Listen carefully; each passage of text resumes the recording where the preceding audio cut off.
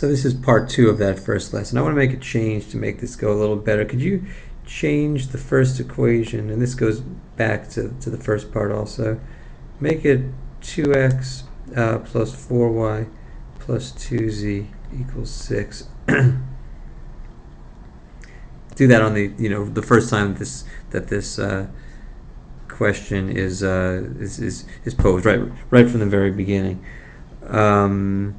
That means that when you put up the original set of equations, it will look like this, but still the triangular one will still be back to where it had the 1, the 2, the 1 and the 3.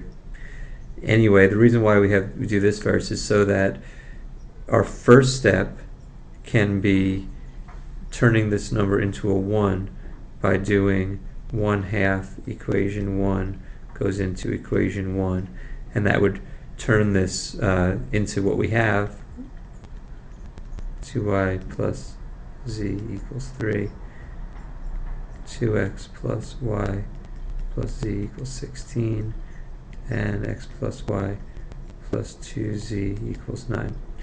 So sorry about that confusion. We'll make our first step doing this right now because we want to show that we want this to be a 1, but it's not always. So our first step is somehow making this coefficient into a 1, and then we continue on this way. Okay, so here we are at this point.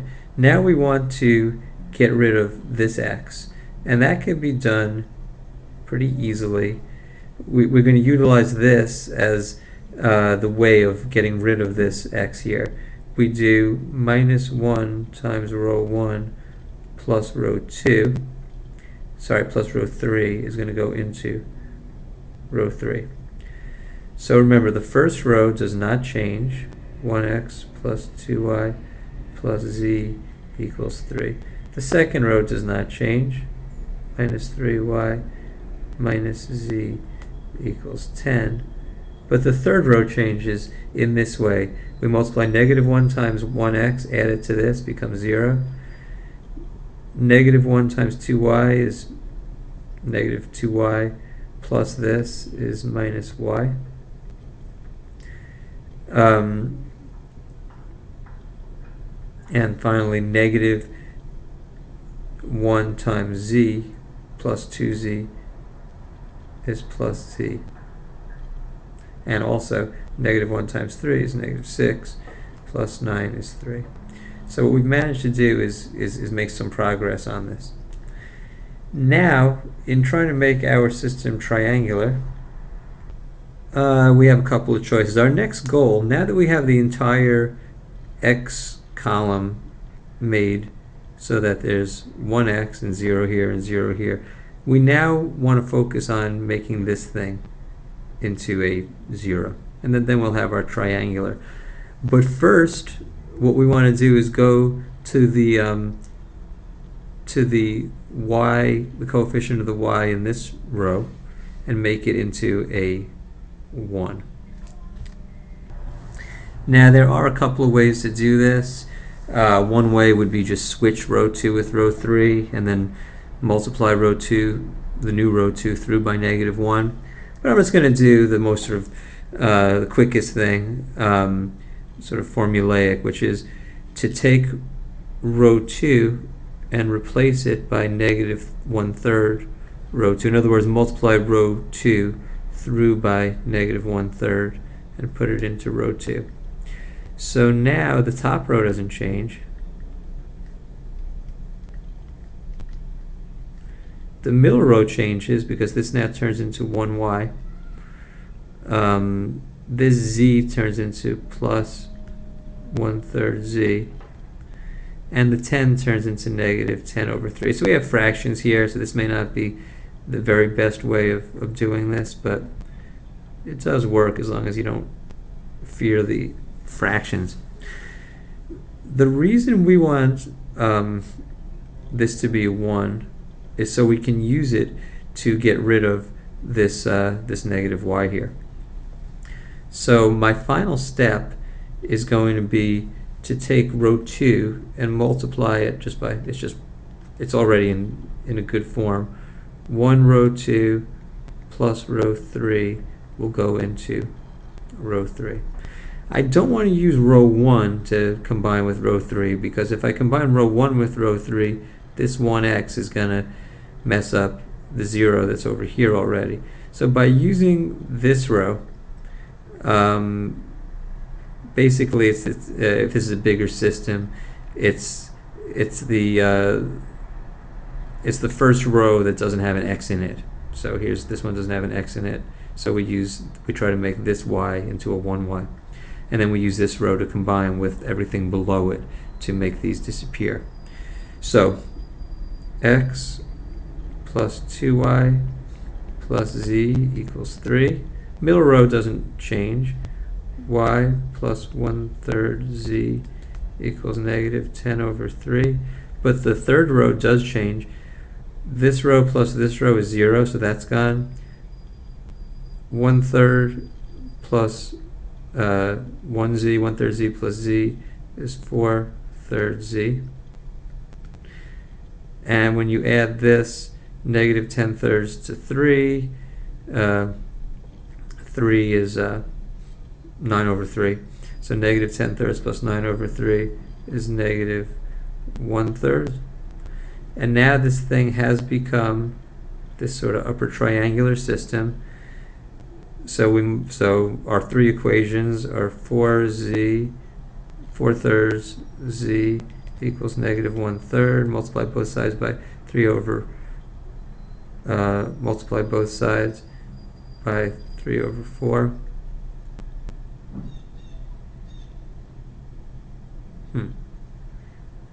Something went wrong there.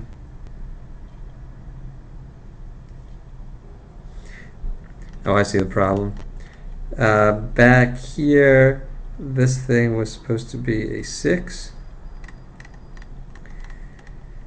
which means that this is a 6,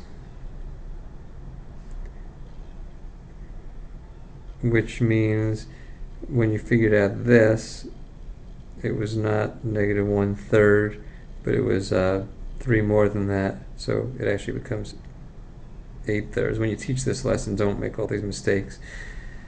So this is 8/3, and when you multiply both sides by 3 over 4, you get z equals 2, which is your first answer. Then you can plug that 2 back into here, so it's y plus 1/3 times 2 equals negative 10/3. This we did in the beginning to get y equals negative 4. And finally, when you plug them back into the original one, x plus 2 times negative 4 plus 2 equals 3, and x equals 9. So that process does seem pretty long now that we look at it. However, it is going to lead to a very nice shortcut that's coming. So we're going to practice this technique with some practice questions that are from the textbook.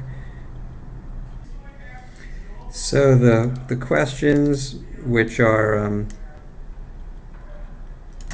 to be the homework, are page 633, 1 to 11, 12, and 13. I'll write down what those questions are. So number one's really easy because it's already in this upper triangular form.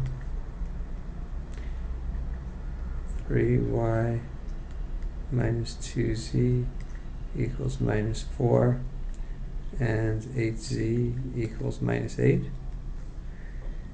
Question 2 is also already in this upper triangular form. So all that's left is to just find the value of x, y, and z. Y plus z is 1, and minus 2z equals minus 2. Then question 11, 12, and 13 we have to do this process for. 11, the system is x plus y plus z equals 12. 2x minus y minus z equals minus 1, and 3x plus 2y plus z equals 22. So we're trying to turn these three things into 0. So it takes the most number of steps it could take is 1, 2, 3, 4, 5 steps is the maximum. That's one step for making this into a 1x, then a step to remove this, that's 3 steps, a step to make that into a 1y, that's the 4th step, and then it's 5 steps to get rid of that. And number 12, I'll just have us do through 12. We could forget about 13. Well, actually, let's forget about 12 and just do 13. So 13 is 2x minus 3y plus 2z equals 4. 4x plus 2y plus 3z equals 7. And 5x plus 4y plus 2z equals 7. This question here can be the class question also. We can start that one. Start in class. The answers are actually to 11 and 13 are in the textbook. I'll tell you if you're teaching the lesson what the answer is. So 10-2, the answer to number 11 is actually with all fractions. 11 over 3, 8 over 3, and 17 over 3. And the answer to number 13 is actually 101. Okay, so that's going to be lesson number 1. The basic idea, in summary, is that you want to teach the class how to turn a system of equations like this into a upper triangular by doing up to 5 row operations. First row operation would be to turn this into a 1. Then the second row operation would be to eliminate this guy and this one. The fourth row operation would be to turn this into a 1 using rule number 2. Using rule number 2. And then the fifth row operation would be to utilize that 1y to make this one go away. So 5 row operations will always turn a system into an upper triangular, and that's without even using the switching rule. We never use that rule, but if you use that rule, sometimes you could even go faster. Okay, that's good for lesson number 1.